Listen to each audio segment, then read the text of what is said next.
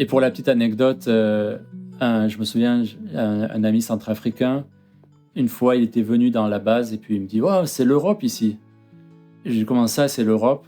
Et je ne comprenais pas bien ce qu'il voulait me dire.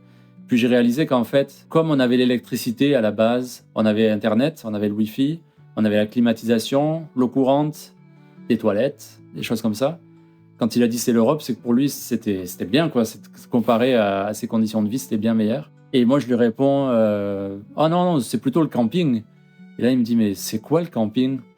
Alors, je commence à lui expliquer. Je lui dis tu sais, le camping, quand tu plantes une tente dans la forêt pour le plaisir, puis tu y passes quelques jours. Il me regardait avec des grands yeux et il se demandait mais choc culturel. Qui irait dans la forêt, dans une tente pour le plaisir? C'est là que j'ai réalisé qu'on vivait dans des mondes vraiment différents.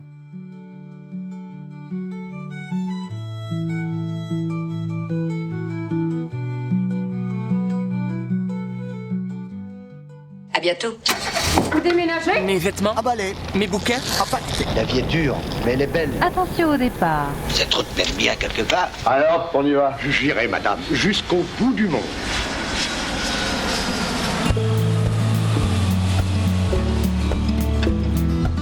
Quand Adrien Blanc était enfant, il hésitait entre deux carrières, devenir écrivain ou avocat. Ce qu'il ne savait pas encore, c'est qu'il choisirait finalement une voie qui lui permettrait d'être un peu les deux à la fois. Journaliste. L'écriture comme arme, l'investigation comme quête de vérité et l'international comme terrain de jeu. Son voyage commence en France, puis en Belgique où il fait ses premières armes en radio. Mais très vite, l'appel du terrain, du réel, de l'inconnu l'attire ailleurs et c'est ainsi qu'il part en République centrafricaine, au cœur d'une société en reconstruction. Là-bas, il couvre des élections sous tension, il apprend à travailler dans des conditions souvent extrêmes et mesure à quel point l'information peut être une ressource aussi précieuse qu'une denrée alimentaire en temps de crise. Après l'Afrique, il décide de poser ses valises au Canada. Tout d'abord sur la côte ouest, à Victoria, puis en Nouvelle-Écosse, d'où il nous parle aujourd'hui. Avec initialement un permis vacances-travail en poche, il découvre une nouvelle manière de faire du journalisme. Plus institutionnalisé, plus cadré, mais toujours porté par une mission essentielle, celle d'informer. À Radio-Canada, il continue d'explorer les nuances de son métier tout en cherchant un équilibre entre ses racines françaises et son quotidien outre-Atlantique. Dans cet épisode, Adrien nous plonge dans son parcours hors du commun, des ondes françaises aux routes d'Afrique, des salles de rédaction canadiennes aux dilemmes éthiques du journalisme de terrain. Comment trouve-t-on sa place dans un métier où on est souvent un étranger, un observateur et même parfois un intrus ? Comment garde-t-on foi en l'information dans un monde où elle est sans cesse remise en question ? Vous écoutez French Expat, un podcast de la rédaction de French Morning. Ah oui, et moi, c'est Anne-Fleur Andrely. Allez, let's go direction Halifax, en Nouvelle-Écosse.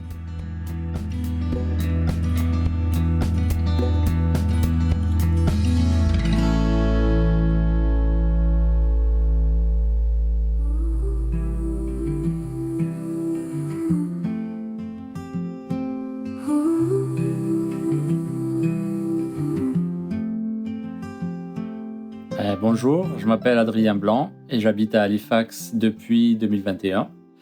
Avant ça, j'habitais à Victoria, sur la côte ouest du Canada. C'est là que je suis arrivé au Canada en 2016.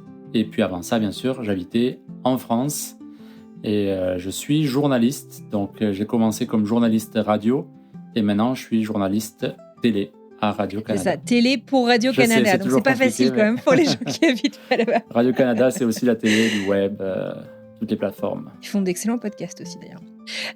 Soit dit en passant. En tout cas, merci Adrien pour cette présentation et bienvenue dans French Expat. Merci beaucoup d'avoir accepté mon invitation et j'en profite pour dire un petit merci à Mathilde qui m'a parlé de ton parcours et qui m'a donné envie d'en savoir plus.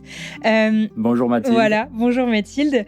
Tu nous le disais, ton métier aujourd'hui c'est d'être journaliste et en fait c'est un peu le fil rouge de, je dirais, tes pérégrinations autour du monde. Est-ce que tu peux nous parler justement de tes débuts dans le journalisme et qu'est-ce qui t'a, amené à choisir cette carrière ? En fait, ça a commencé tout jeune. Je rêvais d'être soit écrivain, soit avocat. Puis on m'a dit, pour être avocat, il faut apprendre le code par cœur, la loi par cœur. Ça m'a fait peur. Et puis écrivain, on m'a dit, ça rapporte pas d'argent. Donc je me suis dit, journaliste, c'est un peu comme écrivain, mais peut-être que je pourrais gagner ma vie avec ça. Donc ça a commencé un peu comme ça, puis c'est vrai que mon père lit énormément de journaux, donc J'avais toujours accès à des journaux papier, puis on regardait les informations le soir. Et ce qui m'a vraiment convaincu d'être journaliste, c'est au moment de la guerre en Irak, en 2003, quand les États-Unis ont envahi l'Irak. Et que la France a dit non. Et que la France a dit non. Et d'autres pays aussi. Donc c'était vraiment intéressant parce que je me souviens, c'était le moment où aux Nations Unies, les États-Unis essayaient de convaincre d'obtenir un mandat des Nations Unies pour aller en Irak. Donc George Bush essayait vraiment de pousser pour ça. Donc il y avait beaucoup de discussions diplomatiques à l'ONU. Et les journaux français rapportaient chacune des discussions dans les couloirs. Donc c'était selon une source américaine, selon une source française, selon un diplomate, selon un général, etc. On entrait vraiment dans les détails des négociations au jour le jour de ce qui se passait à l'ONU. Et moi, ça me passionnait de lire. Tu as suivi ça comme un roman? Ah ouais, vraiment, ouais.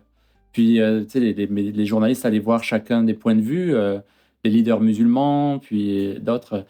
Et donc, moi, je me disais, waouh, ça doit être génial d'être journaliste, puis de se promener dans les couloirs du siège des Nations Unies, puis d'aller voir chacune de ces personnes tellement importantes, et puis d'observer l'histoire qui se déroule sous leurs yeux, quoi.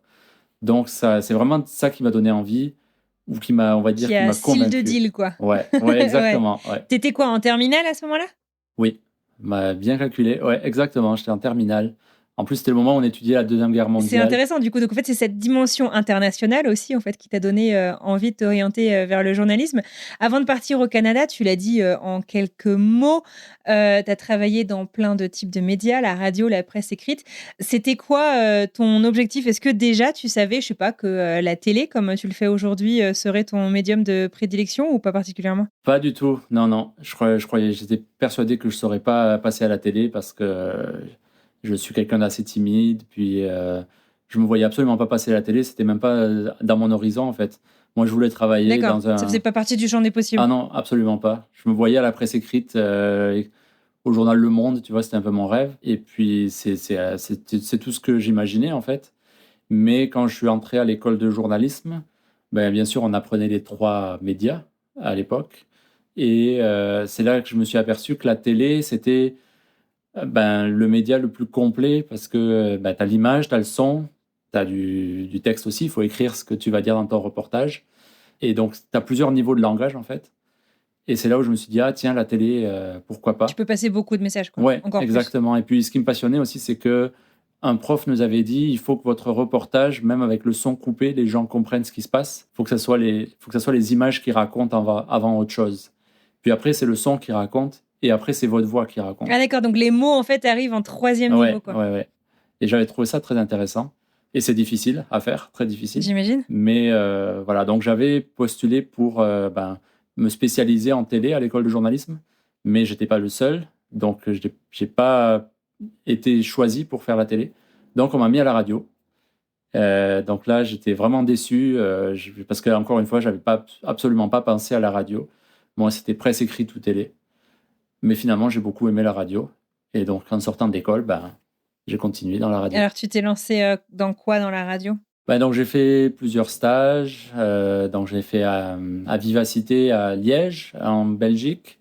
Un stage pendant l'été à France Bleu à Caen, donc Radio France.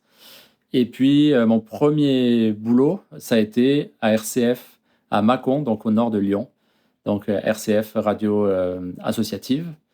Et là, j'ai passé quelques mois où c'est là que j'ai fait mes armes parce que j'étais le seul journaliste à la station. Je crois qu'on était un journaliste, un technicien, puis la directrice, c'était vraiment petit. Donc là, je gérais tout en fait. Le matin, la matinale, je co-animais la matinale. C'est moi qui présentais les informations, qui allais faire mes reportages, qui allais chercher toute l'information, qui faisait mon montage, qui écrivait mes informations. Enfin, donc là, tu apprends vraiment le métier à tout gérer à la fois. C'est un peu la débrouille. Et donc, ça m'a encore passionné, encore une fois. Puis, la radio RCF à Mâcon a fermé quelques mois après que je sois arrivé pour des problèmes financiers. Les radios associatives, c'est pas facile. Le business model des radios associatives. Exactement. Donc, je suis allé à Narbonne, Grand Sud FM, radio commerciale cette fois. Radio essentiellement musicale, mais qui a aussi des émissions, puis des bulletins d'information. Là, j'y suis resté 6 mois, mais disons, l'aspect commercial me convenait pas trop. C'était pas un poste de journaliste, c'était un poste rédacteur, je crois. Donc, c'était du reportage, de l'information, mais c'était aussi, il fallait enregistrer des publicités, il fallait animer des jeux à l'antenne. C'était C'est pas le rigolo, même mais métier, quoi. ouais, c'était pas mon truc. Donc après 6 mois, je suis parti.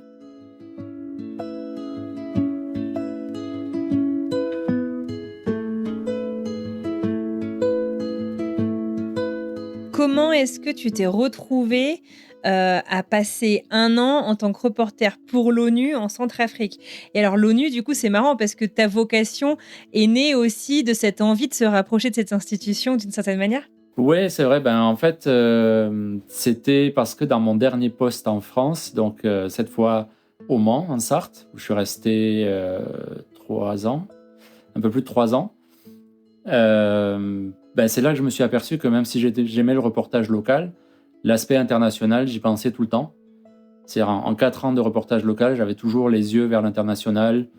Dès que je pouvais, je me faisais financer une formation pour aller à la Commission européenne, pour aller faire des reportages à la Commission européenne, au Parlement européen, etc. Et donc je me suis dit, il faut que je poursuive cette voie-là, en fait. Et donc au bout de 3 ans, j'ai commencé à chercher un peu. Et sur Facebook, j'ai trouvé 2 annonces coup sur coup. Je pense que c'était en provenance du site de l'ONU et en provenance du ministère des Affaires étrangères français. Donc c'était la même annonce en fait qui était postée par 2 annonces entités différentes en fait. Parce que je m'étais abonné à pas mal de pages internationales pour me renseigner sur ce qui se passait un peu à l'international. Et une annonce, c'était donc pour aller travailler à l'ONU en tant que volontaire des Nations Unies. Et une autre annonce, c'était pour le permis de vacances-travail au Canada. D'accord, J'ai ok. postulé aux 2. Ceci explique cela. Voilà. Et j'ai eu les 2. Sauf que pour le permis vacances-travail au Canada, j'avais encore 1 an pour partir au Canada.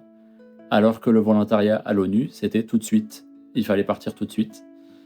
Donc j'ai commencé par Donc du partir coup, tu travailler. t'es dit pourquoi choisir, je peux faire les 2. Voilà, exactement. Je me suis dit, je vais travailler à l'ONU Génial. d'abord, puis on verra après pour le Canada.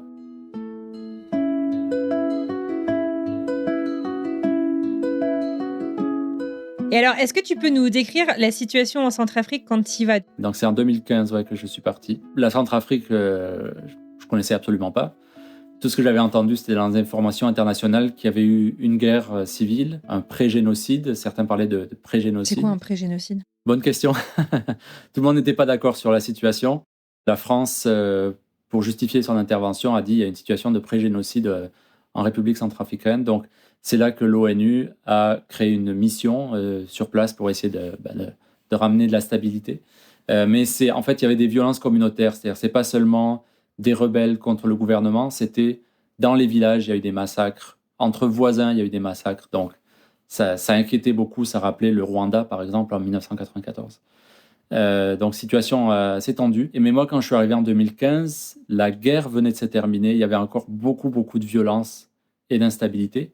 Et le but de l'ONU, c'était d'organiser des élections pour avoir un nouveau président en espérant qu'il y aurait un peu plus de stabilité. Donc, j'ai été embauché comme volontaire, indemnisé, payé quand même, pour être reporter pour une radio montée par l'ONU pour couvrir ces élections-là, en fait. Parce que les dirigeants de l'ONU se sont dit, pour qu'il y ait des élections, il faut qu'il y ait des radios qui fonctionnent. Et pourquoi, je ne sais pas, mais ils ont estimé que les radios centrafricaines, Dekeluka ou la radio publique, n'étaient pas suffisantes. Il fallait une radio de l'ONU aussi. D'accord, une radio neutre, indépendante, enfin pas indépendante du coup, mais... Pas indépendante, voilà, c'était la radio de la mission des Nations Unies, mais en fait, ce qu'ils voulaient, je pense, la crainte, ce qu'on m'a dit en fait quand j'ai été recruté, c'est que fallait pas tomber dans la partisanerie politique pour un parti ou pour l'autre. Donc, en créant une radio, la mission des Nations Unies se disait au moins, il n'y aura pas de partisanerie de ce côté-là. Évidemment, tout le monde savait que c'était la radio de l'ONU, mais les programmes, c'était essentiellement sur l'éducation, la santé, sur les droits humains, ce genre de choses. Donc, c'était un peu ma mission d'aller faire des reportages sur ces thèmes-là. D'accord. Et donc, la destination, l'audience, donc c'était les citoyens de Centrafrique pour les aider à faire un choix éclairé, quoi, en gros, dans les élections. Voilà. Donc, moi, j'étais posté à Bouar, donc pas dans la capitale, mais je crois que c'était à 500 km de là. Il ne faudrait pas que je dise de bêtises, mais assez loin quand même. D'accord. On s'y rendait par hélicoptère. Et j'étais correspondant donc, francophone, mais comme la population parle sango, essentiellement, en plus du français, j'ai enregistré aussi des interviews en sango. Donc, je posais mes questions en français, les gens répondaient en sango, et puis j'envoyais l'interview à la station à Bangui, dans la capitale. Et là, il y avait un journaliste centrafricain qui écoutait les interviews en sango. Donc, moi, je faisais mes interviews en français que je montais moi-même.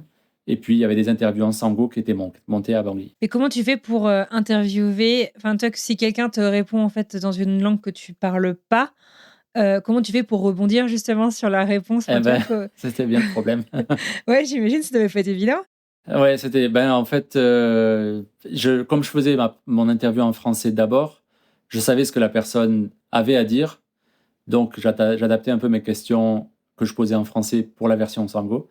Mais c'est sûr que je ne pouvais pas rebondir. Mais après, il y avait le journaliste centrafricain qui réécoutait, lui faisait son montage pour avoir une interview cohérente, quoi. Donc en fait, tu arrivais à interviewer 2 fois la même personne, mais c'était pas forcément le même reportage. Voilà, c'est ça. C'était 2 versions différentes. Et tu as eu des surprises comme ça, enfin, je sais pas, dans tes interviews, parce que c'est un métier particulier. Je sais pas si tu as des anecdotes à nous partager sur cette année là-bas? J'ai essayé d'apprendre le sango, donc je posais des questions aux gens, je leur demandais comment on dit ci, comment on dit ça, puis il y avait beaucoup de réunions publiques, parce que pour essayer de réconcilier les gens, les églises, essentiellement l'Église catholique, l'ONU, les partis politiques, des fois essayaient d'organiser des réunions avec le plus de personnes possible pour que les gens se parlent, etc. Et l'essentiel de la réunion se tenait en sango. Donc en écoutant pendant des heures, j'arrivais à comprendre sur quoi portait la réunion. Heureusement, il y avait aussi des interventions en français, donc là, je comprenais un petit peu mieux. Tu vas t'accrocher. Ouais. Et puis après ces réunions publiques, je repérais un peu les gens qui pouvaient me parler de ce qui se passait en français. Donc là, je faisais des interviews et c'est ce qui a alimenté mon reportage, l'ambiance sonore de la réunion et puis mes interviews en français. Donc c'était ça mon quotidien, c'était de savoir où allait se tenir une réunion, où allait se tenir un événement, à qui je pouvais aller parler. Donc c'était tisser beaucoup de contacts.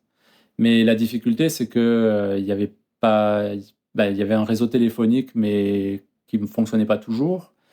Il n'y avait pas d'électricité, à part quelques heures par jour, ou alors si quelqu'un avait une génératrice. Pas d'internet à l'époque, c'est sûr. Pour se déplacer, il fallait se déplacer avec un véhicule de l'ONU. Puis si on quittait Boire, il fallait une escorte. Ah ouais, c'était dangereux? Ah oui, c'était dangereux, ouais. Même dans Boire à l'époque, donc en 2015-2016, je ne pouvais pas me déplacer à pied ou même en taxi. Il fallait se déplacer en véhicule de l'ONU avec une radio allumée pour appeler la sécurité au cas où. Il t'est arrivé des pépins comme ça en te baladant? Ouais, c'était tendu. Il y a eu quelques tensions. Je me souviens, il y avait eu une fois où la route qui traversait Boire avait été bloquée parce qu'il y avait des rebelles qui attaquaient les convois qui passaient sur cette route. Et donc, la route ne fonctionnait plus. Et donc, il y avait des dizaines de camions qui étaient bloqués pendant des jours et des jours. Et au bout d'une semaine, je me suis dit, bon, il faut que j'aille faire un reportage, il faut que j'aille voir les gens qui sont dans ces camions, parce que c'était des passagers, des commerçants qui attendaient là, puis qui avaient faim, qui avaient plus d'argent, etc. Et quand je suis arrivé, au début, les gens étaient contents de me voir, de voir qu'un journaliste était là pour parler de leur situation.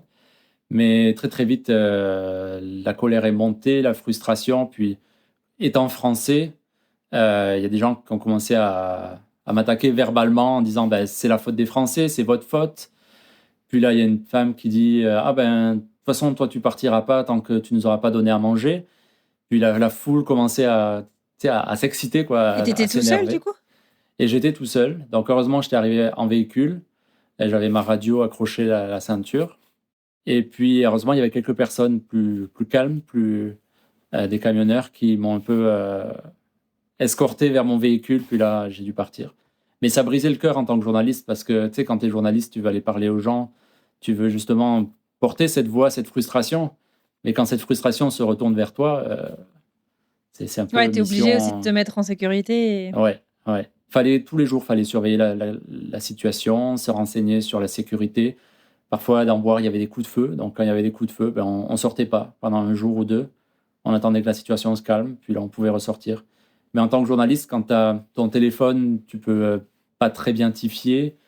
Quand même tes invités, souvent mes invités devaient annuler parce que la situation était tellement difficile que même s'ils avaient accepté de faire une interview, ben, le jour même, ils avaient une urgence qui fait qu'ils ne pouvaient pas me donner une interview. Donc, je passais mon temps à réorganiser des rendez-vous, etc. Ouais, autant de production que de que de Ouais, journalisme ouais. Puis proprement il parlé. faut être flexible, quoi. Faut s'adapter en permanence et puis travailler les week-ends. Ouais, ben, ça m'amène à ma prochaine question. Ça ressemble à quoi ta vie personnelle, du coup, quand tu te lances dans une mission comme ça, en Centrafrique? C'était plus dur que ce que j'imaginais.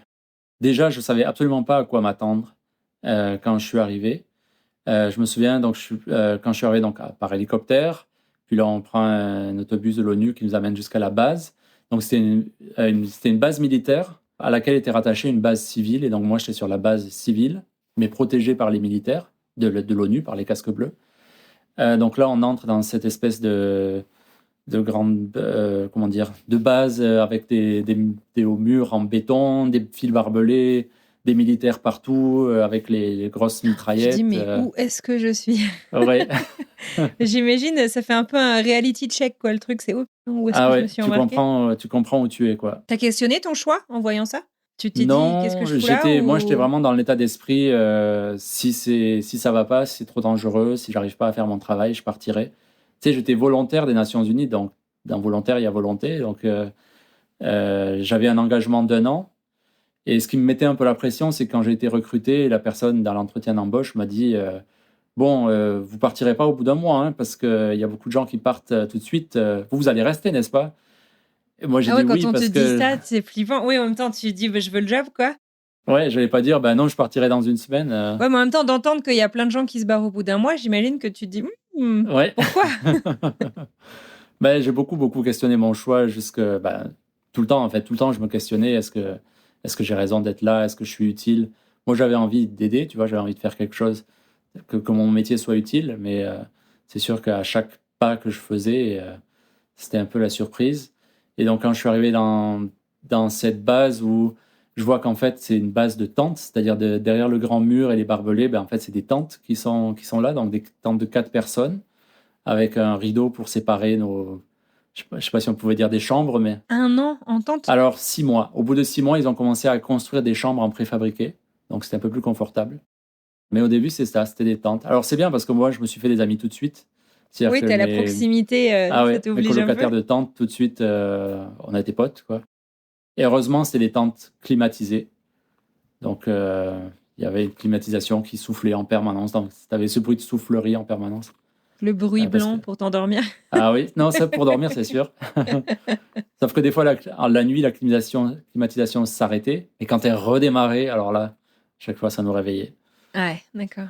Mais bon, c'était le cadet de nos soucis. Et pour la petite anecdote, je me souviens, un ami centrafricain, une fois, il était venu dans la base et puis il me dit « Wow, c'est l'Europe ici !» J'ai dit « Comment ça, c'est l'Europe ?» Et je comprenais pas bien ce qu'il voulait me dire. Puis j'ai réalisé qu'en fait, comme on avait l'électricité à la base, on avait Internet, on avait le Wi-Fi, on avait la climatisation, l'eau courante, des toilettes, des choses comme ça. Quand il a dit c'est l'Europe, c'est que pour lui, c'était bien, quoi. Comparé à ses conditions de vie, c'était bien meilleur. Et moi, je lui réponds oh non, non, c'est plutôt le camping. Et là, il me dit mais c'est quoi le camping? Alors, je commence à lui expliquer. Je lui dis bah, tu sais, le camping, quand tu plantes une tente dans la forêt pour le plaisir, puis tu y passes quelques jours. Il me regardait avec des grands yeux. Il se Pour demandait le mais plaisir. ouais, qui irait dans la forêt, dans une tente pour le plaisir? C'est là que j'ai réalisé on vivait dans des Choc mondes vraiment culturel. différents. Bah ouais. Et alors du coup, c'est intéressant, tu dis c'était un ami centrafricain, c'était une de mes questions parce que c'est souvent une question qu'on se pose en fait quand on arrive dans une mission internationale. C'est pas toujours facile justement de se faire des amis avec les locaux ou en tout cas même de tisser des liens sociaux hors travail. Comment ça s'est fait pour toi? Bah, c'était très, très, très difficile. Là, cette anecdote que je t'ai racontée, c'était presque au bout d'1 an que c'est arrivé, où j'ai pu inviter quelqu'un à la base, parce que justement, il y avait tellement ce décalage, pas seulement le choc culturel, mais aussi la différence de niveau de revenus. Tu sais, la France, c'est un des pays les plus riches au monde. Ben, la Centrafrique, c'est un des pays les plus pauvres au monde. Et c'est quelque chose que je n'avais pas réalisé en arrivant, mais ça rend les relations extrêmement difficiles parce que toute personne que tu rencontres, généralement, il y a un moment ou un autre, il se dit « Ah, est-ce qu'il va pouvoir me donner de l'argent ?» Ou soit les gens me le disaient ouvertement, ils me demandaient de l'argent, ils me disaient « Ah », ils commençaient par dire « Tu sais, mon frère est malade, j'ai besoin d'argent pour l'envoyer à l'hôpital, etc. » Ouais. Donc la première fois, tu sais, je compatissais, puis j'essayais d'aider. Mais au bout de la 10e, Là, 20e, tu peux pas 30e malheureusement donner à fois, tout le monde. ouais. Et puis ça fait mal au cœur parce que tu as l'impression d'être méchant, quoi, d'être cynique. Mais j'en pouvais plus qu'à chaque fois, les gens me demandent de l'argent ou demandent de les aider à aller en France ou les demandent de les aider à trouver un travail, etc. Donc chaque relation était difficile comme ça. Donc j'avais appris petit à petit à dire non tout de suite dès que je sentais qu'on partait de là-dedans. Moi, c'était non. Je disais, ben, moi, je suis là pour faire des reportages. Est-ce que tu as des gens qui t'ont demandé de l'argent justement pour répondre à tes questions ou... Ah, beaucoup, beaucoup. Ben, des fois, je me laissais convaincre. Et puis, mes collègues me grondaient gentiment. Ils me disaient, ah, Adrien, tu t'es encore fait avoir. Arrête de donner de l'argent comme ça aux gens. Mais de l'argent, c'est pas beaucoup d'argent. Mais c'est ça ce qui est fou. Mais c'est comme ça dans beaucoup de pays. C'est que pour moi, c'était peu d'argent. Pour eux, c'était beaucoup. Mais la relation est compliquée après ça. Ouais, Si tu t'établis commences à un rentrer précédent, ouais. une relation sur des bases pas faciles. Je me souviens une fois, je rigolais parce que j'avais un de mes meilleurs amis, Irakli, un Géorgien qui était chef adjoint de la sécurité à la base. Je me baladais avec lui dans la base et puis il voit un garde centrafricain de la base. Et il dit « Ah, ça va, et comment va ta fille ?» Et le garde le regarde et lui dit « Comment ça, ma fille ?» Et Irakli lui dit « Ben oui, ta fille, elle devait aller à l'hôpital. Je t'ai donné de l'argent pour l'envoyer à l'hôpital. » Et le garde lui dit « Ah oui, ma fille, oui, ma fille, oui. » Et là, Il y avait pas de fille, Irakli me regarde et il me dit « Il ne sait même pas mentir, il a oublié qu'il m'avait menti. » Bon, on prenait ça avec l'enfer. philosophie. Ouais, vaut mieux, quoi, d'accord. Et alors, comment est-ce que cette expérience, du coup, donc, qui a duré 1 an à peu près, comment est-ce que ça a influencé ta vision du journalisme? Parce que c'était un peu un de tes rêves, en fait, de travailler pour l'ONU. Comment est-ce que ça a forgé la suite? Ben, ça m'a fait réaliser que moi j'avais une vision un peu idéale, que le journalisme c'est essentiel à l'humanité, la liberté d'expression, tu vois, que tous les gens dans le monde sont attachés à la liberté d'expression comme si leur vie en dépendait. Mais quand j'étais en Centrafrique, la première chose que les gens auxquels pensaient, ben, c'était manger et c'était survivre, quoi, être en sécurité. Et c'était ça vraiment les priorités des gens, c'est pas vivre avec la peur, puis pas vivre avec la faim au ventre. Et souvent, quand ils me voyaient arriver, ce qui les intéressait, c'était pas que je sois journaliste, c'est de savoir ben, d'où je venais, qu'est-ce que je pouvais leur apporter. C'était pas méchant, c'était juste, tu sais, leur priorité, c'est voilà, il y a quelqu'un qui est à l'ONU, il est là pour m'aider, l'ONU est là pour aider les gens. Qu'est-ce qu'il va pouvoir faire pour moi? Et si moi j'arrive et je dis bonjour, je suis là pour vous poser quelques questions. Tu sais, les gens, ça Ouais, les tu intéressait pas en représentes une fait. institution, ouais, bien sûr. Ouais. Après, la plupart des gens étaient contents de me parler. Une fois qu'on avait fait connaissance un peu, ils étaient contents de me parler parce qu'il y avait peu de médias à boire. Et il y avait 2 radios communautaires, 2 radios locales, un correspondant pour une radio nationale, Ndekeluka, puis après moi, on était quand même pas très très nombreux. Donc quand les médias étaient là pour un événement, par exemple, les gens étaient contents de me parler et de raconter leur histoire, mais j'ai appris à me présenter, à être À mettre les gens en patient. confiance. Ouais. Et puis tout de suite à dire non si les gens croyaient que j'étais là pour leur donner de l'argent ou quoi que ce soit. Je disais non, je suis pas là pour ça. Je suis là pour mon travail de reporter. Et alors, c'est quoi tes tips pour mettre quelqu'un en confiance en moins Ah, de 3 jours, quoi? c'est juste le contact humain, c'est blaguer, c'est commenter les choses. Ah, t'as un petit enfant qui joue, ben on commente. Ah, il est très beau votre enfant, il est très mignon, comment il s'appelle, etc. On engage la conversation, puis comment vous allez aujourd'hui, puis voilà. Et puis de là, j'explique pourquoi je suis là. Et puis les gens étaient très curieux aussi. Tu sais, la plupart des travailleurs de l'ONU sur place étaient africains. Moi, j'étais un des rares blancs qui était là, alors je me faisais remarquer quand même assez rapidement. Et donc les gens venaient me voir et puis me posaient des questions, comment tu t'appelles, d'où tu viens, pourquoi tu es là, etc. Donc la conversation démarrait tout de suite. C'est presque un atout, en fait. Ouais, carrément. Au De début, stand out. Ouais. ouais, je me souviens, maintenant que je t'en parle, combien j'étais intimidé au début parce que quand je me promenais dans Boire, les gens venaient vers moi, tu sais, 2, 3 personnes qui arrivaient en même temps ou m'interpellaient de loin, Munju, Munju, tu vois, de l'autre côté de la rue. Et moi, j'étais presque choqué, tu vois. Monju, ça veut dire le blanc. Ah, ben, tu sais, tu t'attends pas à ce que tout le monde te pointe du doigt dans la rue. En plus, c'est son Mais nom en de famille. fait, c'est... oui, c'est mon nom de famille, Blanc. Ça faisait beaucoup rire aussi. J'imagine. Je leur disais, c'est pour ça que je suis là. Je m'appelle Blanc, donc il fallait que je vienne en Afrique. Ouais, Mais donc, j'ai appris à exploiter intimidant ce un peu au début. contact-là. Ouais. Mais vraiment, après quelques jours, j'ai compris qu'en fait, c'était une richesse pour moi en tant que journaliste, que les gens viennent me voir et m'interpellent. C'est ce que je voulais, donc j'en profitais.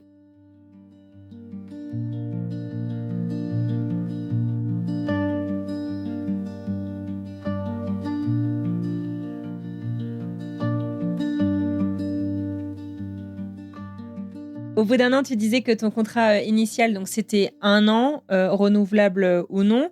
On sait que tu as laissé entre parenthèses ton aventure PVT, enfin en tout cas que tu l'as laissé courir en disant on reverra ça après mon aventure en Centrafrique.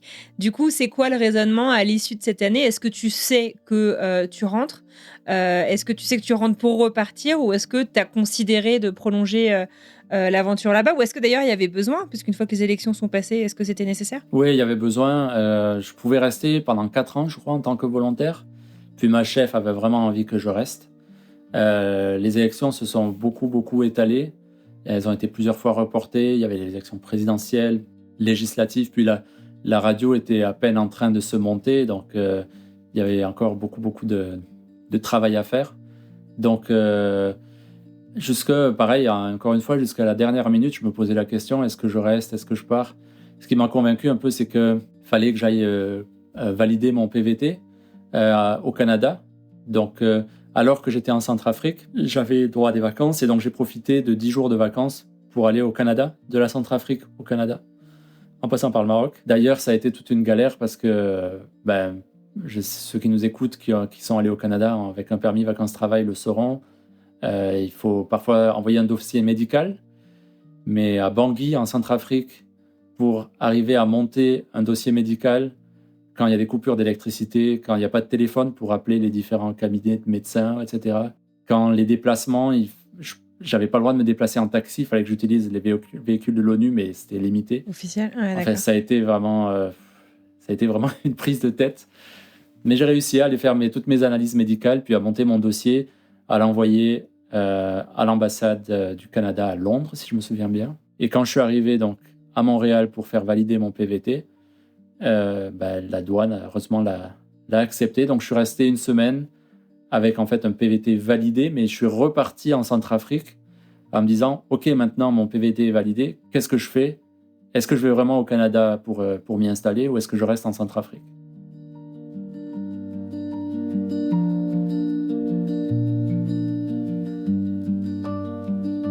Le retour par la France, c'était pas du tout une option. La dimension internationale était importante pour toi à ce moment-là. Ouais, parce que j'avais ce PVT au Canada. C'était plus une question professionnelle. J'avais pas envie, de forcément travailler dans une radio associative ou de faire des piges.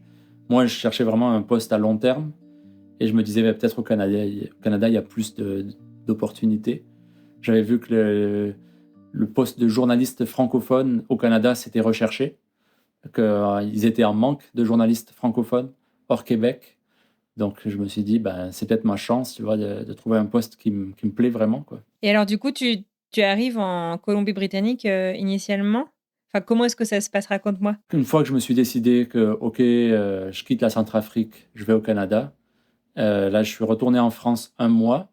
Puis là, je cherchais du travail à distance, mais c'était vraiment compliqué parce que, tu sais, quand tu connais pas du tout le pays, quand tu connais personne, Ouais. les gens ne te Ouais, tu répondent pars de pas zéro. forcément. Ouais. Et donc, finalement, j'avais trouvé un poste de journaliste dans un journal étudiant. Je ne sais pas trop pourquoi. Alors que je n'étais pas étudiant, il m'a accepté, mais un journal étudiant à Ottawa. Donc, j'avais pris un billet pour Ottawa. Et puis, 2 jours avant de partir, là, je reçois, je pense que je passe un entretien d'embauche. Et puis, on me dit, OK, tu peux venir à Victoria, on a un poste pour toi à la radio francophone à Victoria. Donc là, je change mes billets à la dernière minute. Et je pars à Victoria sans trop savoir qu'est-ce que c'est Victoria en fait. T'étais déjà allé au Canada avant tout ça? À part ma petite semaine à Montréal pour faire valider mon PVT, non, j'étais jamais allé au D'accord. Canada. Et puis le Québec et la Colombie-Britannique, c'est pas pareil non plus. Enfin, Oui, tout à fait, ouais. Ouais, mais j'étais tenté d'aller hors Québec. En fait, je voulais ce D'accord, c'est défi de important pour vivre toi. dans un pays anglophone. Ouais. Bah, dans un pays, dans une province anglophone. Et puis, bon, j'arrivais quand même dans une radio francophone, donc je savais que j'allais travailler en français. Mais ça a été un peu ça ma découverte aussi quand j'ai commencé à travailler à la radio francophone. C'est que j'ai découvert ce que c'était la fierté d'être francophone, en fait. On ne s'en rend pas forcément compte quand on vit en France, mais quand on se retrouve en minorité dans un pays, minorité linguistique, tout d'un coup, on s'aperçoit que on peut facilement perdre sa langue, que c'est pas facile de pratiquer sa langue au quotidien. Et puis la radio francophone, son but c'était ça, c'était de défendre la présence du français. Donc tout d'un coup, je me suis découvert un peu cette mission de non seulement être francophone, mais de le faire en français pour notre petit auditoire francophone. Là, c'est génial. Tu veux nous décrire un petit peu Victoria, la Colombie-Britannique? Quels ont été, je sais pas, tes ressentis, tes impressions? Déjà, quand je suis arrivé à Victoria, moi, je croyais que c'était à côté de Vancouver, Victoria. Donc, je pensais que, tu vois, tous À les l'échelle week-ends, du j'irais à Canada, c'est pas Victoria. si loin. Voilà. Quand tu regardes sur la carte, tu sais, tu vois que Victoria, c'est sur une île, mais moi, je croyais qu'on pouvait traverser à la nage ou je sais pas. Ouais, c'est comme, moi j'ai fait mes études à Buffalo dans l'État de New York et le nombre d'étudiants internationaux qui se sont dit, bah, c'est cool, c'est pas loin de New York. Ouais, non, c'est 8 heures de route, quoi. C'est ça. Là, j'ai calculé 5 heures de porte-à-porte, de Ah chez oui, moi à quand même. Victoria Ah la jusqu'à vache. Vancouver. D'accord. Ok. Donc, Victoria, voilà, petite ville sur une île, mais qui se trouve être la capitale de la province. Donc, il y a quand même pas mal de services. C'est une ville assez gouvernementale. Et une ville touristique aussi, parce que comme c'est une des villes les plus à l'ouest du Canada, sur l'océan Pacifique, si on veut aller voir les baleines, les orques, voilà, il y a beaucoup de gens qui y vont. Puis, il y a les forêts anciennes avec des arbres multicentenaires, ça attire beaucoup. Donc, c'est aussi une des villes les plus chères au pays. Donc, j'ai eu beaucoup de mal à trouver un appartement. Et quand je l'ai trouvé, c'était un appartement qui coûtait cher, mais c'est vraiment une ville super agréable, quoi. Surtout quand tu viens d'un pays tempéré. Victoria, c'est pas le cliché de la ville canadienne comme on se l'imagine. Il neige pas à Victoria, ou du moins c'est rare. Il fait quand même relativement doux. Et puis c'est là que j'ai découvert des montagnes immenses, les forêts avec les ours auxquels il faut faire attention. C'est les grizzlies, hein, dans ce coin-là. Au nord de l'île de Vancouver, parfois, mais c'est rare quand même. C'est plus des ours noirs. Donc les ours noirs, Donc ceux-là, peuvent ils être sont pas méchants, voilà. méchants. Ils sont dangereux s'ils veulent à manger puis que tu as à manger dans les mains, mais sinon, normalement, ils ont peur et ils s'enfuient, quoi. On a les mêmes dans le Colorado. Non, ça a été vraiment c'est ça, c'est un peu le cliché canadien, mais les grands espaces, Les la paysages ont l'air nature. incroyables dans ce coin-là Ouais, du Canada. Tofino, il y a des gens qui viennent de loin pour aller à Tofino, qui est donc vraiment sur la côte Pacifique. Là, c'est une ville de surf. Puis même l'île de Vancouver en général, il y a des gens qui viennent de loin pour explorer la forêt parce que tu te sens vraiment, tu sais, c'est pas de la forêt vierge, c'est pas vrai, mais tu te sens vraiment loin de tout, quoi. Certainement pas de réseau cellulaire. C'est comme ça dans beaucoup d'endroits en Amérique du Nord, mais l'île de Vancouver, tu as vraiment des grands arbres et des forêts où tu te perds facilement. Elle est grande comment, l'île de Vancouver? C'est 600-700 km de long. Donc ça aussi, c'est une illusion d'optique. Je sais qu'il y a beaucoup de touristes qui viennent en croyant qu'ils vont faire le tour de l'île en une journée. Non, il te faut une semaine pour aller d'un bout à l'autre de l'île. Ouais, je comprends. D'accord. Et j'ai pas pu l'explorer en entier. C'est ça un peu mon regret, c'est que tu sais, t'as des jolis petits ports. Puis avec ma compagne, on s'est fait une semaine dans les îles en kayak de mer où on allait camper sur des îles. On était avec un guide quand même. Le but c'était de voir des baleines parce que tu peux, en fait, en kayak, tu traverses des détroits où il y a des baleines qui passent. Donc des orques, des baleines à bosse. Et on en a vu. C'était vraiment impressionnant. Il y a une baleine à bosse qui est passée juste à 1 mètre de nous, tu vois. Puis évidemment, tu sais pas si elle va sortir. C'est tout d'un coup, tu vois la bosse de la baleine qui passe à côté de toi, puis qui souffle, puis qui s'en va. C'est à la fois un peu terrifiant quand même, parce que le truc, il peut quand même te retourner. Ouais. Et je sais pas s'il y a des orques. Les orques, c'est pas des super... On les appelle les killer whales pour une raison. Ouais. Aussi. mais ça doit être... En fait, ils sont très gentils. Majestueux, quoi. Ça doit être ouais, c'était vraiment... Tu te sens tout petit. Ouais. Tu te sens tout petit, puis en fait, t'as pas le temps d'avoir peur. Tu vois une baleine à bosse qui passe à côté de toi, t'es tellement content, tu vois. T'as presque envie qu'elle te touche, tu vois, pour... Rendre le truc encore plus vrai. C'était vraiment une belle expérience. Et au final, alors, tu restes combien de temps dans ce coin-là du Canada? Donc, de 2016 à 2021. Donc, début de la pandémie. Donc, j'étais journaliste. Donc, au début, j'étais journaliste donc, pour Radio Victoria, puis j'étais embauché à Radio-Canada. Et donc, je me souviens encore, en 2020, tu vois, mars 2020, le jour où on était convoqué à une conférence de presse par la médecin hygiéniste en chef de la province, Bonnie Henry. Conférence de presse organisée un peu à la dernière minute, tu vois. Donc, je me rends au siège de l'Assemblée législative. Là, il y a le ministre de la Santé qui est là, ministre provincial, puis ils font leur conférence de presse. Puis là, elle annonce, voilà, on va tout fermer, quoi, fermer la province, fermer les services. Et je pense que tout le monde dans le monde entier découvrait un peu au même moment ce genre d'annonce, mais je me souviens comment ça m'avait marqué, ça avait jeté un froid dans la salle, et tout d'un coup, on réalisait que cette Covid-19 dont on parlait déjà un peu, mais qui semblait loin, qui venait de la Chine, là, tout d'un coup, c'était réel. Et donc voilà, on a vécu le début du confinement à Victoria. Je me souviens, on avait un petit appartement, une chambre, et je faisais mes reportages depuis la chambre à coucher. Donc, on m'avait envoyé du matériel d'enregistrement, puis du matériel de diffusion. J'ai même fait des bulletins d'information en direct depuis ma chambre. Depuis chez toi? Wow. C'était confortable, en fait. Je crois qu'on est nombreux à savoir combien c'est confortable de travailler de chez soi. Mais c'était quand même assez exceptionnel. Mais c'est comme beaucoup de gens aussi, je pense que c'est là qu'on a réalisé qu'être loin de sa famille, c'est quand même pesant. Parce qu'à Victoria, donc ma compagne était originaire de la Nouvelle-Écosse. Voilà, Est-ce que j'allais te demander si elle était française ou non, d'accord. Non, elle est canadienne anglophone de la Nouvelle-Écosse. Et donc, elle était loin de sa famille. Moi, j'étais quand même loin de la France parce que la côte ouest du Canada... C'était un décalage horaire. Ouais.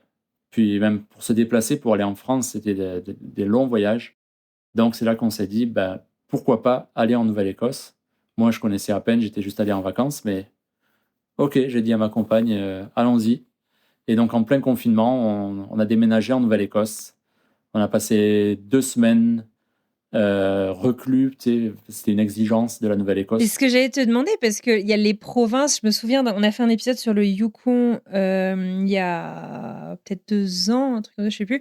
Et je me souviens justement qu'il fallait que les personnes qui arrivaient au Yukon devaient se trouver en fait à un endroit à la frontière de la province pour s'isoler pendant 15 jours avant d'avoir le droit vraiment de s'y installer. C'est ça? Donc c'était pareil dans toutes les provinces? C'était exactement pareil. On avait le droit d'entrer dans la province, mais il fallait immédiatement se rendre dans un endroit d'isolement et ne voir personne et ne pas sortir. Heureusement, mon beau-père nous avait trouvé un petit chalet au bord d'un lac. C'était en plein hiver, un lac gelé. Ça a été parmi les meilleures vacances de ma vie. Ah oui, j'imagine. Je devais travailler à distance, mais à part ça, il faisait bien froid en plus. Donc, on allait patiner sur le lac gelé. On s'était fait un parcours. C'était magnifique. Au bout d'une semaine, je crois qu'on avait le droit de sortir quelques heures par jour de notre chalet. Donc, on allait se promener dans les bois, tout seul, tu vois. Donc, ça a été une belle entrée en matière pour la province. Et vous avez fait la traversée en avion, en voiture? En avion, ouais. Ouais, quand même, donc, parce que c'est un continent entier à traverser. Ouais, c'est ça. Puis, on n'avait pas beaucoup d'affaires. Tu sais, on était dans un tout petit appartement. Donc, on avait juste quelques cartons. Donc, on a pris une entreprise qui nous a transporté tout ça d'un bout à l'autre du pays. Et puis, nous, on a fait le voyage en avion. Et toi, tu as pu transférer du coup au sein de Radio-Canada avant même le déménagement, ou est-ce que finalement tu as quitté l'équipe de Colombie-Britannique pour repostuler dans la suivante? En fait, par chance pour moi, il y avait un poste de reporter télé qui s'ouvrait à Halifax. Sur la côte ouest, à Victoria, j'étais journaliste radio. Je faisais de la vidéo avec un smartphone, mais je n'étais pas journaliste télé. Et là, c'était un poste de télévision. Donc, c'était quand même différent. Donc, j'ai postulé et puis je les ai convaincus. Et donc, ils m'ont embauché comme journaliste télé. Je travaillais avec un caméraman, donc c'était pas moi qui allais filmer, mais comme j'expliquais quand même, c'est un autre métier. C'est voilà, switch. Faut penser image tout d'un coup. Et donc, finalement, grosse revanche sur tes études où tu avais essayé de te spécialiser là-dedans. Ouais, faut jamais abandonner. Ouais, c'est ça. Quand on y pense, mais... Quand j'étais journaliste radio, justement, je faisais de la radio, je faisais de la vidéo iPhone pour prouver à tout le monde que j'étais capable de faire de la télé, tu vois. Je voulais montrer que j'étais multitâche. Et donc, quand je suis arrivé, en fait, au final, la télé, je faisais de la télé, mais c'était du compte-rendu des conférences de presse sur la Covid parce que chaque jour, la situation évoluait. Ouais, voilà. Donc, c'était des directs et des directs et des directs sur qu'est-ce qui changeait, puis voilà, la situation sanitaire, en gros. Mais ça a été une bonne entrée en matière pour moi pour découvrir la province, puisque au final, je rapportais les affaires de la province en découvrant la province. C'était un endroit que je connaissais même pas, quoi. Et alors, la Nouvelle-Écosse, on peut peut-être expliquer à nos auditeurs et auditrices où c'est, parce que c'est pas non plus. C'est un endroit super. Moi, j'ai eu la chance d'y aller à Halifax pour le boulot quand j'habitais à Boston il y a très longtemps. Et d'ailleurs, j'avais appris que c'est la Nouvelle-Écosse ou la ville d'Halifax, je sais plus, qui offre le sapin de Noël de Boston tous les ans Oui, pour tout à remercier fait. la ville de Boston de les avoir aidés pendant un gros incendie ou un truc. Je sais plus, il y avait un truc du genre. Pendant l'explosion d'Halifax. Donc, d'ailleurs, récemment, la province a sélectionné le sapin de Noël qui va être envoyé à Boston. À Boston, c'est ça, qui est envoyé Ouais. en bateau, du coup. Ouais. Donc, l'histoire, c'est qu'en fait, c'était à la fin de la Première Guerre mondiale. Il y avait eu deux bateaux militaires qui étaient stationnés à Halifax, qui étaient destinés à partir vers l'Europe ou qui revenaient de l'Europe, qui sont entrés en collision. Et l'un des deux bateaux était plein de munitions. Et donc, il a explosé. Et ça a détruit une bonne partie de la ville d'Halifax. En plus, c'était en plein hiver. Et donc, c'était une catastrophe humanitaire. Et Boston, immédiatement, la population de Boston, dès qu'ils ont appris la nouvelle, se sont mobilisés. Ils ont envoyé des trains, par bateau, des vivres, des secours, etc. Et ça a été une véritable aide humanitaire pour Halifax. Et c'est resté dans l'histoire de la ville. Et donc, maintenant, pour remercier Boston, on envoie un sapin de Noël. Ah, c'est génial. Mais sinon, pour Ça répondre à part ta d'un question... drame, mais c'est chouette. Oui, tout à fait. Puis, ça reste encore dans la géographie d'Halifax. Ici, là, sur la péninsule, on voit un peu les quartiers qui ont été reconstruits. En fait, il y a un avant et après explosion d'Halifax. Mais Halifax, je connaissais pas du tout. C'était juste au moment où j'avais annoncé à mes amis que j'allais vivre au Canada. J'avais une amie qui m'avait dit « Ah, si je pouvais aller vivre au Canada, j'irais vivre à Halifax. C'est une ville où il pleut tout le temps, il fait tout le temps froid, elle est moche, mais j'adore. » Donc c'est un peu Brest, en fait. C'est ça, ouais. Je suis brestoise, donc c'est pour ça que je ne connais pas Brest, donc je ne... C'est une ville qui a été très reconstruite aussi après la guerre. Ah oui, c'est vrai. Et la nature, pareil, autour est assez impressionnante, mais la ville en soi n'a pas un charme fou. Mais il fait pas très, très, très beau. Ouais. Et la Nouvelle-Écosse, pour ceux qui connaissent pas, en fait, quand vous faites un pari, en tout cas de l'Europe vers l'Amérique du Nord, vous survolez en fait la Nouvelle-Écosse en arrivant en Amérique du Nord. C'est les territoires les plus à l'est, en fait, presque, non? Quasiment. Je crois pas que ce soit les plus à l'est. Je crois que Terre-Neuve et Labrador est plus à l'est. Ouais. Mais une des plus à l'est. Donc c'est un grand port militaire pendant longtemps, même pour les États-Unis. En fait, c'était un port d'attache en fait pour tout ce qui était la marine, etc. Puis c'est aussi un grand port commercial. Donc il y a vraiment une vie portuaire ici. Ouais, d'ailleurs, quand il y a la brume, on l'entend, la corne de brume. Je peux te dire que ça te réveille. Ah ouais, c'est vrai. Ou la nuit aussi, le chantier naval qui fonctionne 24 heures sur 24. On entend les machines qui fonctionnent, les cargos qui chargent, qui déchargent, etc. Il y a cet aspect-là très, très marin, très ouvrier aussi. Je dirais pas qu'Halifax est moche, disons qu'il y a différentes parties d'Halifax. C'est une ville industrielle, on va dire, mais c'est aussi une ville qui attire de plus en plus parce que plus petite, au bord de l'eau, donc il y a une qualité de vie aussi qui attire beaucoup, beaucoup de gens. Et alors, le fact-check de la météo, est-ce qu'il pleut vraiment beaucoup tout le temps? C'est comme on dit pour la Bretagne, c'est-à-dire qu'il pleut une fois par jour, mais... Ah oui, c'est dur. Je ne l'aurais pas dit. Mais il fait aussi soleil tous les jours. Ouais. C'est le temps change en permanence. Ah, il faut toujours avoir les yeux sur la météo. Sûrement, ouais. Mais je crois que c'est la même latitude. Il fait beau plusieurs fois par jour. Oui, pareil à Halifax. Puis c'est ça qui est agréable, c'est que s'il pleut, tu attends 5 minutes, puis il fera beau. Si tu n'es pas content du temps, tu sais que ça va changer. Ouais, c'est ça. Contrairement à Victoria. Jamais rien de définitif. Ouais, la côte ouest, c'est connu, Vancouver, pour être très gris. Ça, c'était une des raisons pour lesquelles on a voulu quitter Victoria aussi, c'est qu'on n'en pouvait plus d'avoir un mois de grisaille et de pluie. On voulait un endroit où le temps change un peu plus. Et puis l'hiver, même s'il neige pas à Halifax, même s'il n'y a pas de la neige en permanence tout l'hiver, il y a quand même suffisamment de neige en février pour en profiter. Aller faire des raquettes, du ski... Parfois, les lacs. Du ski, t'as des montagnes à Halifax? Non, il n'y a pas de montagne, il faut faire du ski de fond. Ah oui, d'accord, c'est vrai. Il y a quelques montagnes, mais Bon, c'est pas les montagnes rocheuses. On peut aller faire un peu de ski alpin, mais c'est plus du ski de fond, puis des promenades dans la forêt. Et puis, c'est moins touristique que la côte ouest, donc sur les sentiers, on est tranquille. L'été, il y a des places dans les campings. J'adore faire du vélo camping, donc là, ici, on est gâtés. Et j'ai l'impression que du coup, ta vie est encore plus tournée vers la nature qu'avant, depuis que tu es en Nouvelle-Écosse, non? En fait, l'avantage, c'est que comme on connaît du monde ici, on a des amis, on a de la famille, on fait des choses ensemble. Donc, on va au chalet, on va se faire des randonnées. Comme je disais, du vélo camping, il y a pas mal de sentiers ici où on peut partir plusieurs jours et puis s'arrêter à différents campings sur le long du chemin. Donc, je crois que si je fais pas 1 heure de vélo par jour ou 1 heure de marche par jour, je suis pas bien. Donc, ici, on est gâté. C'est génial que tu puisses faire tout ça, même quand tu bosses, quand tu es en reportage. Ouais, je vais au travail à vélo. Ouais, dès que j'ai du temps libre, il faut que je sois dehors. Qu'il vente, qu'il neige, qu'il pleuve. C'est aussi ça que j'ai appris ici à Halifax, c'est à m'adapter, à bien m'habiller. La première année, j'avais pas un bon manteau, c'était un manteau Décathlon. Oui, on n'a pas l'équipement en France pour ça. Ah non, non, non, non. Maintenant, j'ai envie de gronder le Adrien de l'époque en lui disant mais comment tu peux t'habiller comme ça, c'est pas possible. Il y avait des fois où je sentais plus mes doigts, je sentais plus mes orteils, tu vois, Oh, mon pauvre. ça rend la vie misérable. Mais une fois que tu sais bien t'habiller, que tu as un bon manteau, t'as plus jamais froid.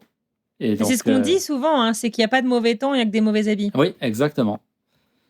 Et puis plusieurs couches, c'est la clé. Savoir, parce que justement, quand le temps change tout le temps, tu peux être emmitouflé dans un grand manteau, puis tout d'un coup, le temps se réchauffe, il faut tout enlever. Il faut savoir s'adapter.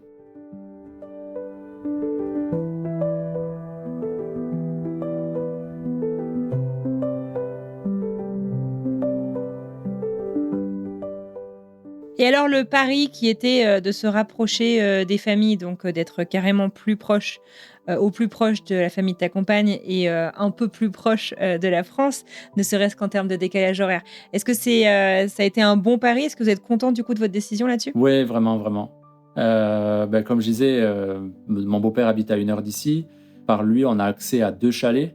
Et je veux dire, la cabane au Canada, c'est un peu c'est le cliché, mais c'est vraiment ça, pouvoir passer un week-end au coin du poêle, près d'un étang, tu vois, dans la forêt, c'est tellement agréable. Quoi. Je pense que là, tout le monde se l'imagine, au bord du lac, chalet c'est tout comme en vous bois. l'imaginez. Ouais, c'est ça. Je peux confirmer, c'est comme vous l'imaginez. Non, on est vraiment chanceux d'avoir cet accès-là.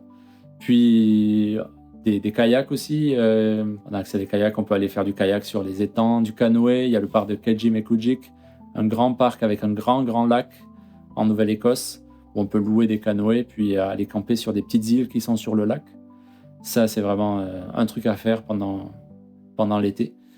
Et puis, le fait d'avoir des amis, ça fait que cet été, avec un ami, on a acheté un petit bateau à voile. Donc, en fait, il avait ce bateau à voile, puis il nous a proposé de le rejoindre, de payer un peu pour être copropriétaire du bateau. Comme un timeshare, mais de bateau, quoi. Voilà, exactement. On partage les coûts, donc comme colocation, mais pour le plaisir, pour un loisir. Il est donc dans le port, là, juste à côté de chez nous, en 20 minutes à vélo. On est au port, puis on peut aller faire un peu de voile après le travail, le week-end. Puis il y a toujours du vent, donc on fait des courses de bateau. On a gagné la série d'automne, là. Bravo. On a gagné une bouteille de gin. Ah, c'est bien, ça réchauffe pour donc l'hiver. On était fiers, voilà. Donc, je veux dire, c'est des choses qui n'ont pas de prix, quoi. Quand tu t'installes à l'étranger, tu peux vite te retrouver tout seul. Tu connais personne, puis c'est long de se faire des amis, etc. Et même ma compagne, quand elle est venue dans l'Ouest, sur la côte Ouest, en n'étant plus en Nouvelle-Écosse, elle était un peu déracinée aussi. Donc, c'est pas la même chose, même si la côte Ouest, c'est très beau, puis tu peux aller faire des randonnées, puis passer des magnifiques week-ends à la montagne. T'as pas cette connexion qui fait que tu vas vraiment apprécier le temps que tu passes. Ici aussi, avec nos amis, tous les mardis, on se fait un repas crêpes. Faut dire que la moitié de nos amis sont francophones, donc soit français, soit québécois, acadiens. Bon. Et donc, il y a une tradition qui est née d'un ami français et d'une amie francophone acadienne d'avoir des crêpes tous les mardis. Et c'est une tradition qui a commencé, je crois que c'était en 2010 qu'ils ont commencé ça, et on la continue. Et donc tous les mardis, donc maintenant nos amis ont des enfants, donc Le repas crêpes s'agrandit. On s'est retrouvé à 20 des fois avec 10 enfants, tu vois. C'est très, très bruyant. Puis on ne peut pas tous manger en même temps. Il faut soit manger debout, soit attendre son tour pour manger une crêpe. Mais c'est vraiment... C'est la tu sais, convivialité. Ah oui. Tu sais, c'est le moment de se retrouver, de se raconter notre semaine. Puis d'une semaine à l'autre, tu vois, chacun se demande, alors, comment ça s'est passé depuis la dernière fois, tu vois? Il y a beaucoup de francophones, justement, installés en Nouvelle-Écosse? Ben, statistiquement, on est 10% de la population. Après, c'est une population très, très dispersée, des francophones. Donc, il y a les Acadiens qui sont les francophones historiques, on va dire. Pour ceux qui vivent aux États-Unis, vous connaissez sûrement les Cajuns en Louisiane. Ben, c'est des cousins. Donc, les Acadiens, ben, c'était voilà, les Européens arrivés au XVIIe siècle, la grande majorité français, qui se sont installés là, puis qui ont fait leur vie. Et puis, quand il y a eu la colonisation britannique, beaucoup ont été déportés. Et puis après, ils sont revenus. Et donc, il y a une forte présence acadienne, une forte fierté acadienne, la volonté de défendre la culture acadienne. Donc là, beaucoup ont gardé leur langue française. Et puis après, il y a des francophones plus récents comme moi, donc des Français, des gens d'Afrique, tu vois, beaucoup d'immigrants. Donc assez dispersés géographiquement, du point de vue culturel aussi. Mais il y a quand même une communauté, tu vois, il y a des organismes francophones, il y a des médias francophones, Radio-Canada, la radio communautaire, etc. Donc on se retrouve quand même pas mal. Puis moi, mes amis francophones, ben, je les connais par ma compagne, en fait, qui par le travail et les études les connaissait. Donc les repas crêpes, on les fait en français et en anglais. Les enfants maintenant sont bilingues, donc eux aussi se mettent à parler français et anglais. Donc on rigole beaucoup parce que par exemple, les enfants ne savaient pas comment on disait la crème fouettée. Parce qu'en anglais, c'est whipped cream. En français, c'est crème fouettée, donc ça ne se ressemble pas beaucoup. Donc ils appellent ça la footy cream. Donc sur les crêpes, on met la footy cream. C'est un mélange français-anglais. Le franglais. Ils sont marrants Voilà. pour ça, les enfants.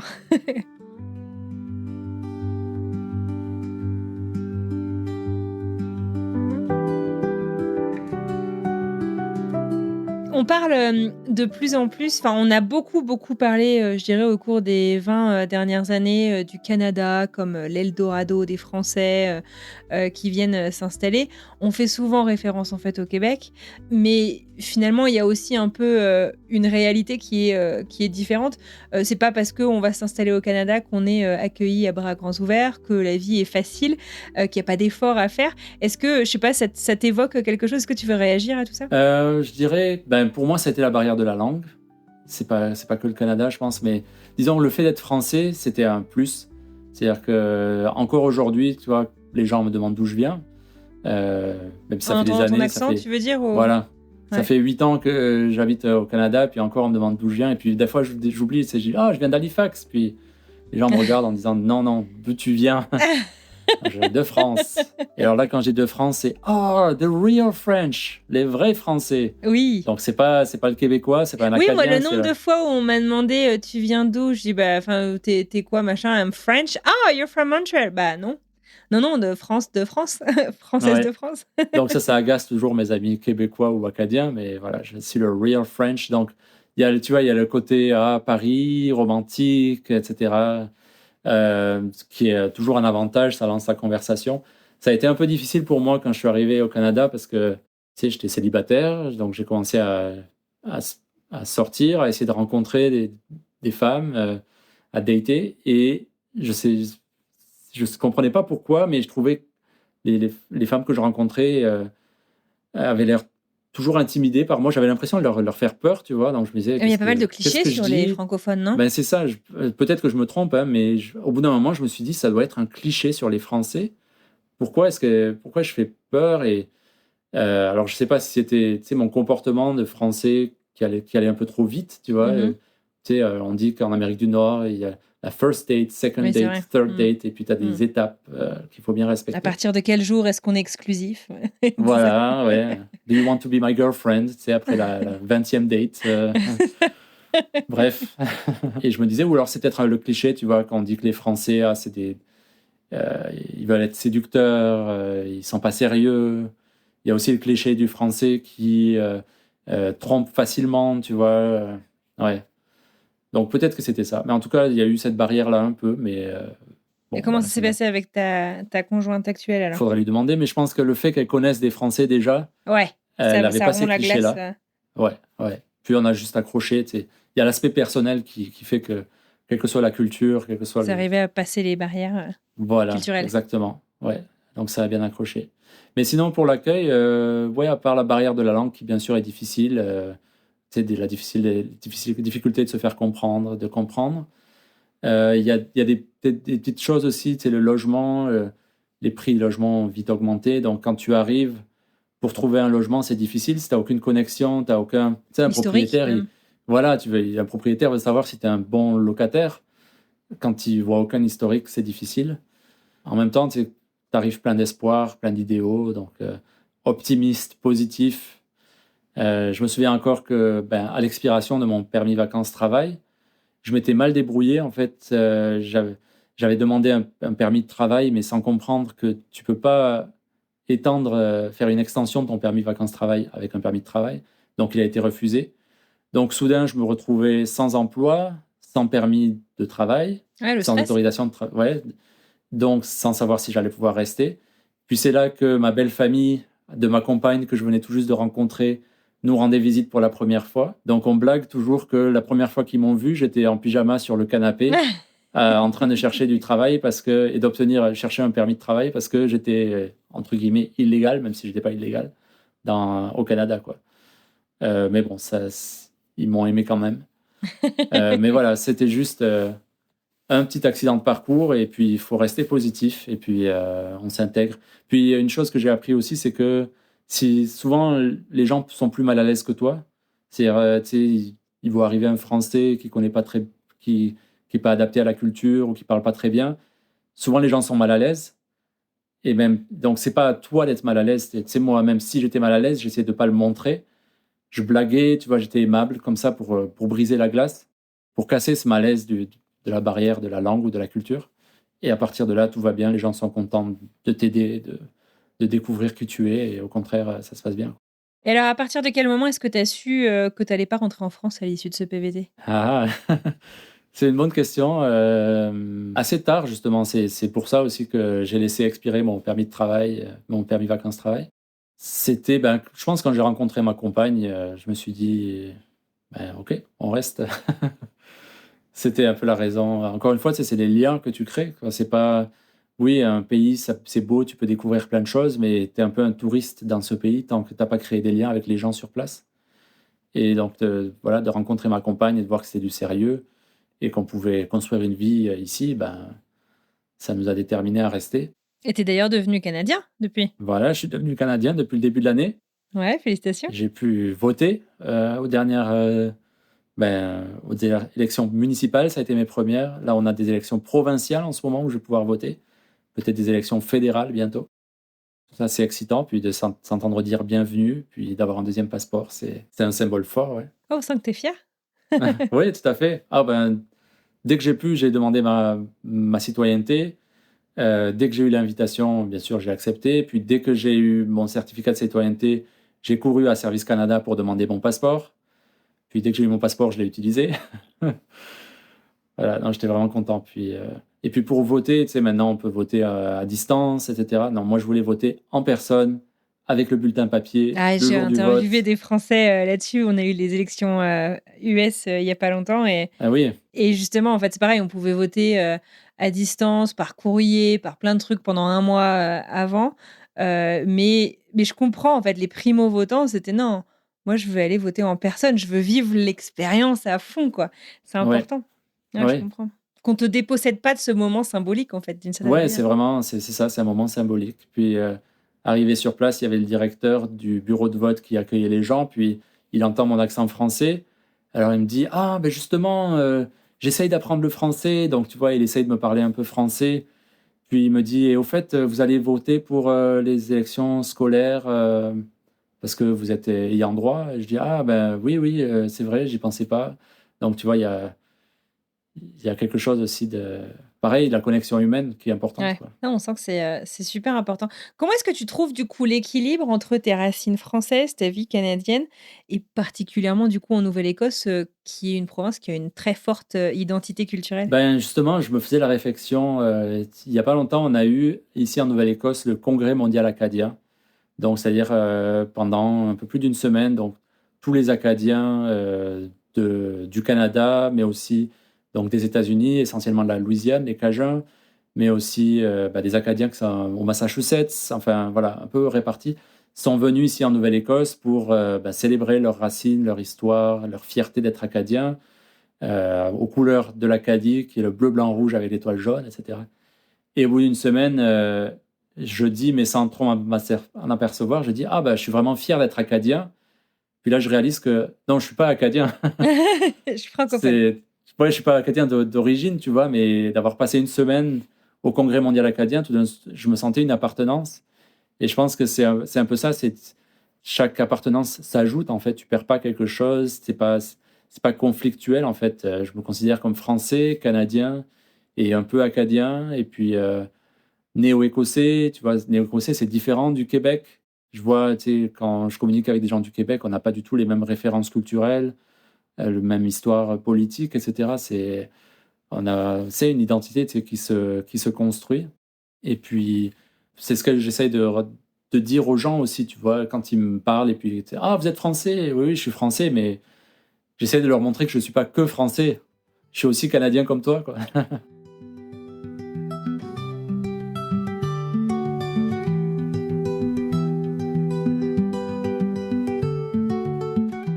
Est-ce qu'il y a un conseil que tu aimerais chuchoter à l'oreille du Adrien, je sais pas si c'est en début de carrière ou au début de ton expérience internationale ou quand tu es arrivé au Canada, par exemple, avec le recul, un petit truc que tu te suggérerais? Moi, il y a un conseil que je donnerais au Adrien de 2015, c'est n'en fais pas trop. C'est-à-dire quand En je suis Centrafrique? arrivé en Centrafrique, quand je suis arrivé en Centrafrique, moi, je me suis dit, je vais être reporter, je vais être volontaire des Nations Unies. Puis à la base des Nations Unies, j'étais aussi au comité loisirs de la base, donc pour organiser des activités, c'est pour pas qu'on s'ennuie trop. Donc on organisait des fêtes, des journées jeux, tu vois, des journées sportives, etc. Et j'ai failli être au bord du burn-out, genre vers la fin de l'année, tu vois. Je tombais presque dans la déprime, etc. Parce que j'en faisais vraiment, vraiment trop. Et puis, parce que j'avais pas réalisé que, en fait, moi qui croyais à venir puis juste faire un travail de reporter, qu'en fait, tu peux pas être juste reporter. Tu représentes les Nations Unies, tu t'impliques. Comment on vivait tous, tu sais, tes collègues, c'est tes amis, c'est les gens, c'est tes colocataires, c'est tout ça à la fois. Donc, c'était un travail de 24 heures sur 24. Donc, c'était beaucoup, beaucoup de pression. Puis moi, je voulais faire bien dans tous les domaines, tu vois. Je voulais pas laisser tomber mes amis, collègues, / colocataires. Donc, c'était beaucoup, beaucoup trop. Donc, c'est ce conseil que je donnerais, c'est qu'il faut y aller une chose à la fois. Changer d'environnement, changer de culture, c'est beaucoup de pression. Ton identité change aussi, tu perds tes repères. Donc, il faut y aller une chose à la fois. Puis rester dans sa zone de confort. Tu sais, on se dit souvent, voyager, c'est sortir de sa zone de confort. Oui, mais au bout d'1 an, 2 ans, 3 ans, tu peux pas rester en dehors de ta zone de confort. Ta zone de confort. Voilà. Ouais. Il faut deviner, il faut découvrir quelle est ta zone de confort. Et ne pas en faire beaucoup, c'est OK. Puis décevoir parfois, c'est OK aussi. Se décevoir soi-même, faire des erreurs, c'est important. On peut pas réussir à chaque fois. Tu sais, on peut avoir des objectifs à long terme. Si on les atteint pas tout de suite, c'est pas grave. Tu sais, quand j'ai postulé à Radio-Canada, tu sais, moi, quand je suis arrivé au Canada, je me voyais à Radio-Canada.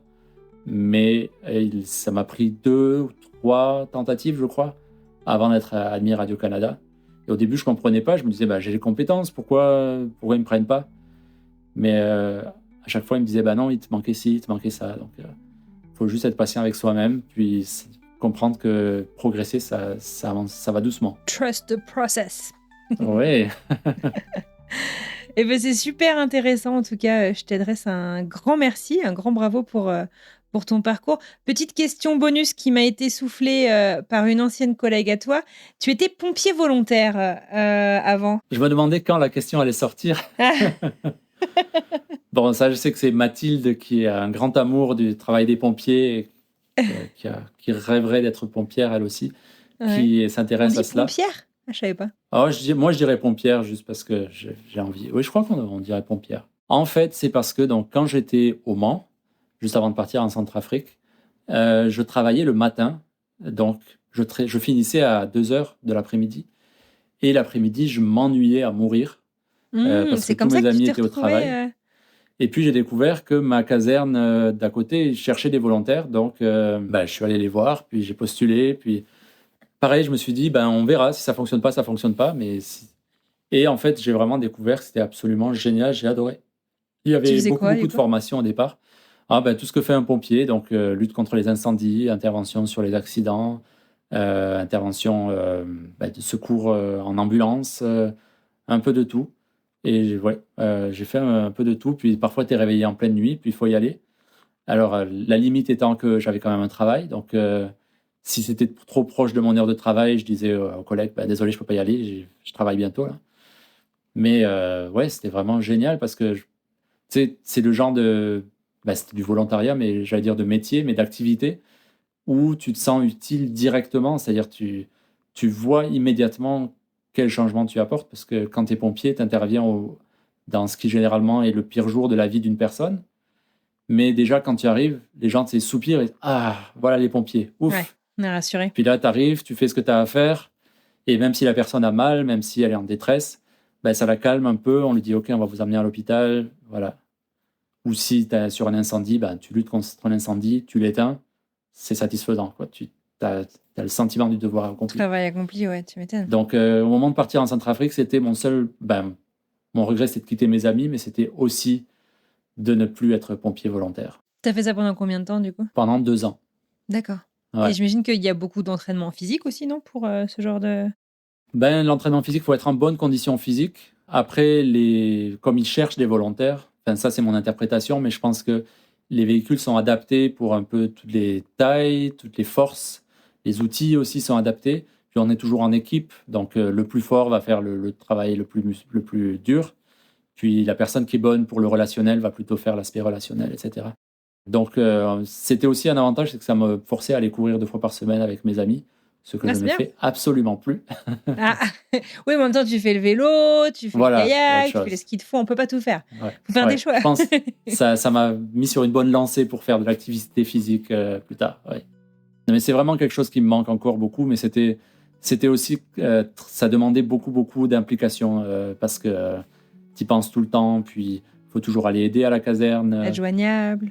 Ouais, donc on avait des astreintes, donc 1 semaine d'astreinte par mois, dont un week-end par mois. Ah, c'est beaucoup quand même. Hein. Ouais, c'est quand même pas mal. Donc astreinte, ça veut pas dire que tu es toute la nuit à la caserne, mais tu es chez toi et tu dois rester proche de la caserne au cas où tu t'es appelé, quoi.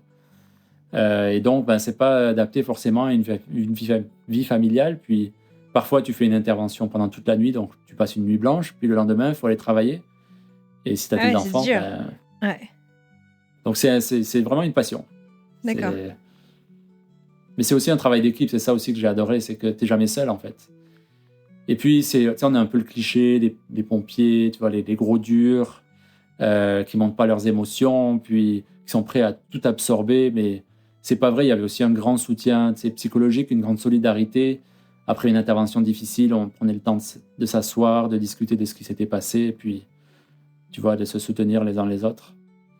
C'est-à-dire, ça veut pas dire qu'il n'y avait pas des blessures psychologiques, mais j'apprécie aussi qu'il y avait ce côté-là de vraiment de solidarité entre les pompiers. Ah, c'est cool. Puis du coup, ça contraste quand même avec ton métier de reporter où tu es beaucoup sur le terrain. Bon, tu travailles avec un caméraman, tu dis, mais...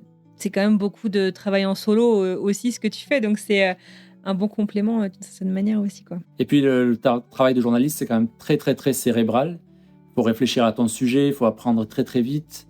Quand tu fais une interview, il faut vraiment réfléchir aux questions que tu vas poser, savoir rebondir, etc. Alors que pompier, je dirais, c'est presque mécanique, en fait. Tu as appris des procédures, tu as appris des manières de procéder. Des automatismes. Tu arrives sur les lieux, tu évalues la situation, hop, tu sais ce que tu sais faire, tu le fais, tu appliques ce qu'on te dit de faire, puis mission accomplie. Et ça, j'aimais beaucoup cet aspect-là où j'avais pas besoin de trop penser, c'était plus physique, une chose après l'autre. Trop bien. Bravo Adrien, merci beaucoup pour tout ça. Je te souhaite une excellente continuation et à bientôt. Merci beaucoup de m'avoir invité.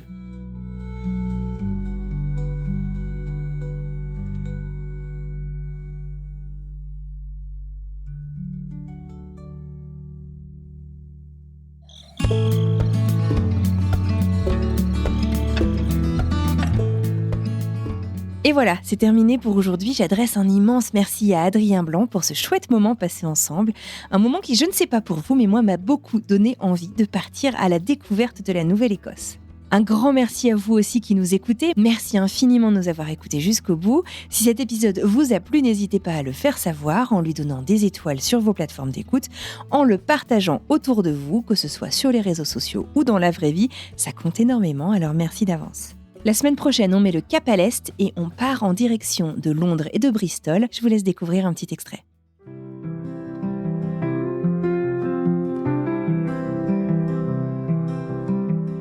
Mais il y a quand même des codes vachement différents de la France. Par exemple, un des trucs, je trouve encore, qui est dur à maîtriser, mais sur lequel j'ai fait quand même d'énormes progrès, c'est le fait que nous, en France, on est quand même assez cash dans notre façon de parler, on va être assez direct, on ne tourne pas autour du pot, alors que les Anglais, c'est un cliché, mais c'est très vrai, ils enrobent les choses. C'est quoi, c'est la technique du sandwich ?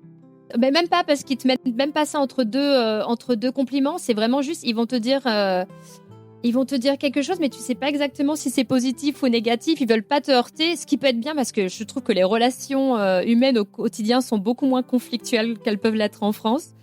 Mais des fois, on sait pas trop à quoi s'y tenir. Faut vraiment apprendre à décoder ça. Il va y avoir des formules de politesse, on se dit ça veut clairement dire qu'en fait ils ont pas trop aimé, mais pas. Tu peux pas dire à quelqu'un it's rubbish quoi. Donc